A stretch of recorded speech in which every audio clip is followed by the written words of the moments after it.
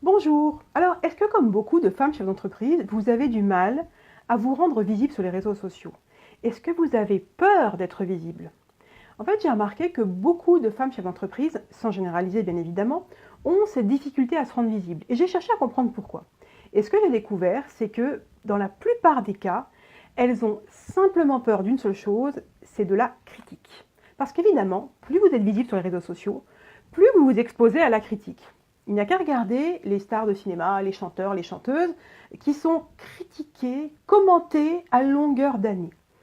Alors, on n'en est pas là, bien évidemment, on n'a pas leur statut, mais je voulais vous sensibiliser à ce problème parce que j'ai remarqué que ça empêche beaucoup de femmes chefs d'entreprise de développer correctement leur activité. Parce qu'aujourd'hui, à notre époque, bien évidemment, être présente sur les réseaux sociaux, c'est indispensable si vous voulez sortir du lot et faire connaître votre activité. Alors, ce qui se cache là derrière aussi, derrière cette peur d'être critiqué, c'est la peur finalement de ne plus être aimé. Ça revient à ça finalement. Et ce qui fait très peur aussi, c'est que dans la critique, il va y avoir une critique du fond du propos. Et vu que beaucoup de femmes de chefs d'entreprise ont aussi, en plus de tout ça, comment on appelle ça, sont atteintes du syndrome de l'imposteur, eh bien ça vient toucher au plus profond d'elles-mêmes et de leurs compétences, et ça vient remettre en quelque sorte en cause leurs compétences. En tout cas, c'est ce qu'elles se disent.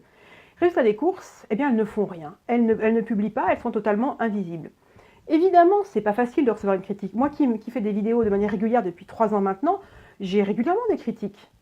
Mais j'ai appris à faire avec, parce que j'ai différencié le type de critique. Alors il y a la critique du troll, tout simplement, celui qui ne vous aime pas parce qu'il ne vous aime pas, voilà, c'est comme ça. Et ça c'est humain, vous non plus, il y a des personnes que vous n'appréciez pas et ça tient à pas grand chose, ça tient peut-être au son de la voix, au physique, peu importe. Donc il y a ces personnes-là qui viennent critiquer pour critiquer, et celles-ci, ça me passe par-dessus la jambe.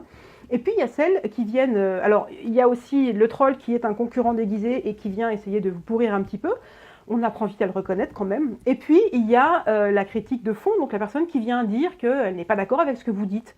Et ça, c'est pas grave en fait, tout simplement parce que dans la vie, on ne peut pas être d'accord avec tout le monde et que chacun a le droit d'avoir son opinion. Donc en fait, il faut simplement apprendre à dédramatiser. Et puis moi, quand j'ai des critiques comme celle-ci, eh bien, je viens surtout répondre à la personne en essayant de comprendre son point de vue. Et puis voilà. Et puis si on n'arrive pas à être d'accord, c'est pas grave. En fait, c'est ça. Il faut simplement arriver à se dire, c'est pas grave. Il n'y a pas mort d'homme de toute façon, parce que le plus important, c'est que vous soyez visible pour les personnes qui vous aiment, qui vous apprécient, qui apprécient ce que vous avez à leur apporter, qui vous apprécient pour les services ou le produit que vous avez. C'est vraiment ça le plus important. Donc voilà, je voulais simplement vous sensibiliser à ça et peut-être vous faire réfléchir à pourquoi vous n'êtes pas présente sur les réseaux sociaux et que c'est peut-être le moment de vous y mettre. Voilà, c'est tout pour aujourd'hui.